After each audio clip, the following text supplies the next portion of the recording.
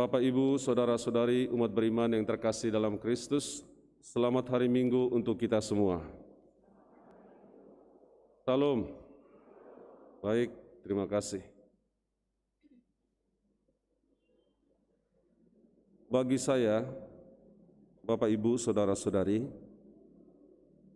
bacaan hari ini, khususnya bacaan Injil, menjadi bacaan favorit saya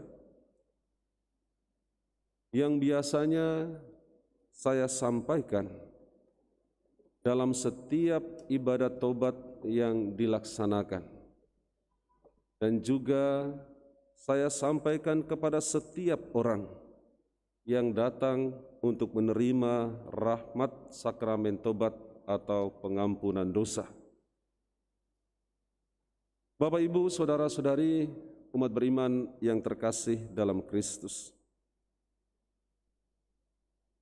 ada beberapa bacaan Injil atau perikop dari Injil yang mengisahkan atau menceritakan tentang Allah Bapa di surga bersama sifat khasnya, yaitu Maha Rahim atau pengampun. Selain bacaan ini, bacaan Injil hari ini, masih ada beberapa perumpamaan lagi yang dikisahkan oleh Yesus untuk memperkenalkan kepada para pengikutnya, kepada para murid, para rasul, dan juga kepada orang banyak, termasuk ahli-ahli Taurat dan orang-orang Farisi, yaitu perumpamaan tentang gembala yang baik atau domba yang hilang.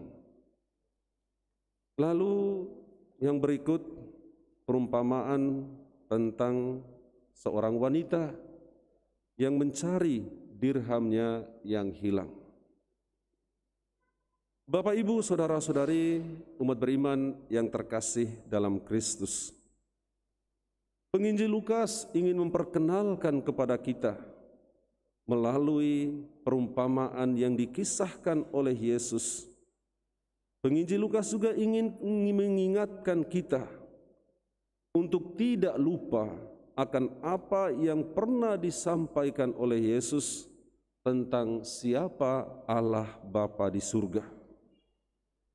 Yesus memperkenalkan Allah Bapa di surga melalui kisah Injil Lukas hari ini seperti seorang bapa yang berhadapan dengan dua orang putranya. Putra yang bungsu, ia menuntut hak warisnya, harta warisannya. Lalu setelah diberikan oleh bapaknya kepadanya, ia menjual semuanya. Lalu ia pergi ke negeri yang jauh.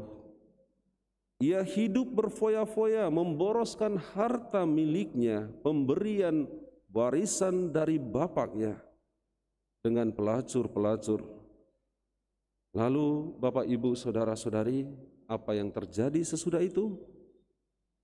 Setelah dihabiskan semua harta miliknya, ia mengalami penderitaan dan kesusahan yang luar biasa. Yesus menggambarkan kesulitan hidup dari si anak bungsu yang sebelumnya hidup enak, bahkan berfoya-foya dengan harta milik bapaknya, harta warisan yang diberikan oleh bapaknya kepadanya, akhirnya harus menderita. Dia harus bekerja di ladang untuk menjaga ternak babi. Bahkan sisa-sisa makanan babi pun tidak diperkenankan untuk ia ambil, dia makan. Betapa susah dan sulit hidup si anak bungsu. Bapak, Ibu, saudara-saudari umat beriman yang terkasih dalam Kristus. Lalu si anak sulung, dia tinggal bersama bapaknya, tetap ada bersama bapaknya.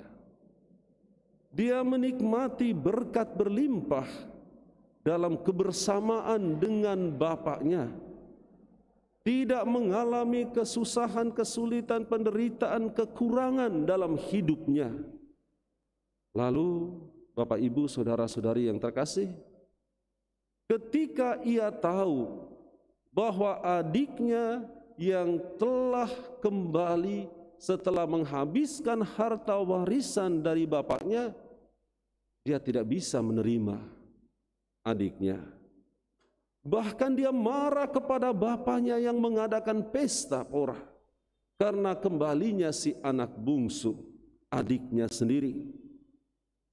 Bapak Ibu saudara-saudari umat beriman yang terkasih dalam Kristus, dari figur-figur atau tokoh-tokoh yang ditampilkan dalam Injil Lukas ini, sesungguhnya mau menerangkan kepada kita, yang pertama, siapa Allah Bapa di surga. Lalu yang kedua, siapa manusia di dunia ini yang diwakilkan oleh si anak bungsu.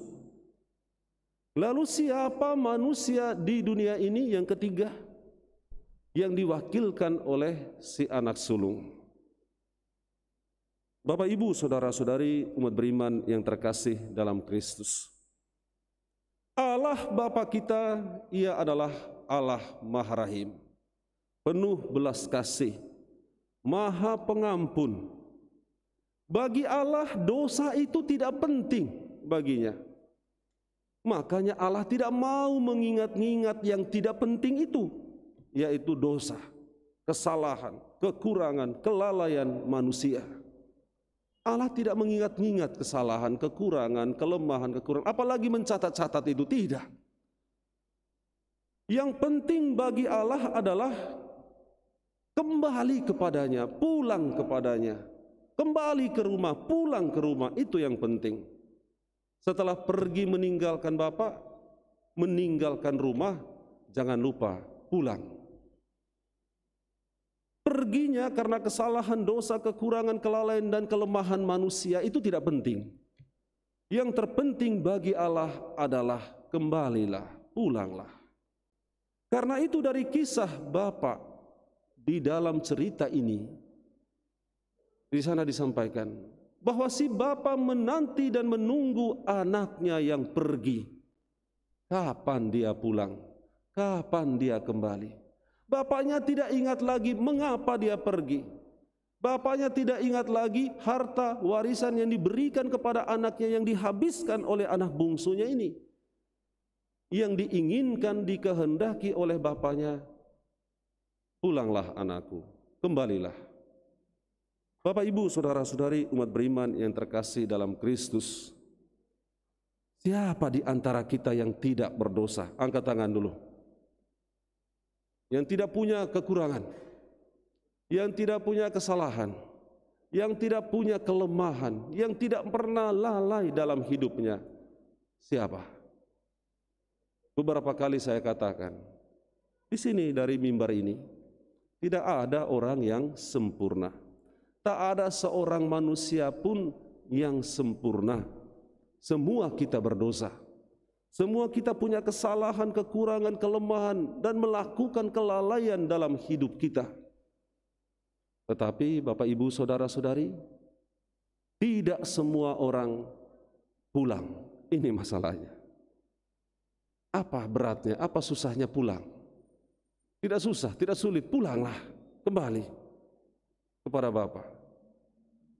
Bapak Ibu saudara-saudari umat beriman yang terkasih dalam Kristus, kerinduan sang Bapa terungkap dalam kisah ini. Ketika dia menanti dan menunggu serta melihat anaknya yang bungsu masih dari jauh, bapaknya tidak hanya menanti, tetapi bahkan berlari menyongsong anaknya, memeluk dan mencium, merangkul anaknya yang dekil, yang kotor dalam perjalanan, yang tidak pernah terawat dan terurus. Bapaknya tidak mau tahu lagi. Yang penting anakku ini pulang. Dan tidak hanya sampai di situ, dia memerintahkan pada hambanya supaya buat pesta pora. Berpesta kita. Karena anakku yang hilang ini telah kutemukan, anakku yang pergi ini telah kembali, anakku yang mati ini telah hidup lagi. Berpesta. Bapak, Ibu, saudara-saudari umat beriman yang terkasih dalam Kristus, itulah figur Bapa yang melukiskan Allah Bapa kita di surga bersama dengan karakteristiknya, yaitu Maha Rahim dan Pengampun, penuh belas kasih. Bapak, Ibu, saudara-saudari umat beriman yang terkasih dalam Kristus,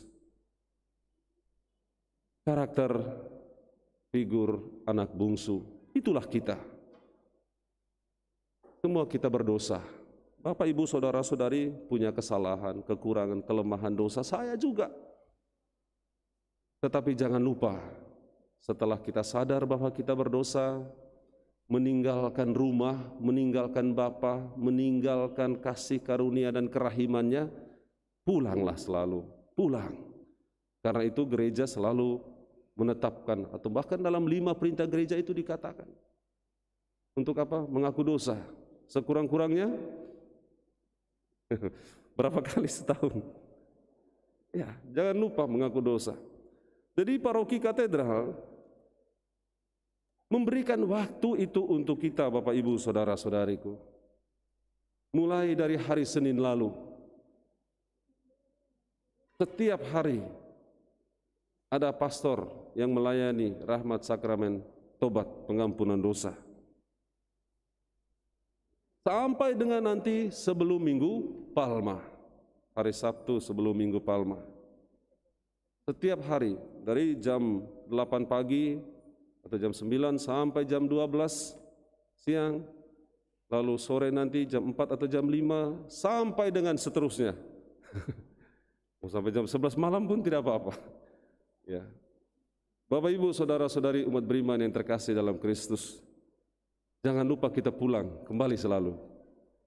Pesan untuk kita supaya seperti anak bungsu itulah figur anak bungsu. Bapak, Ibu, saudara-saudari umat beriman yang terkasih dalam Kristus, figur berikut anak sulung.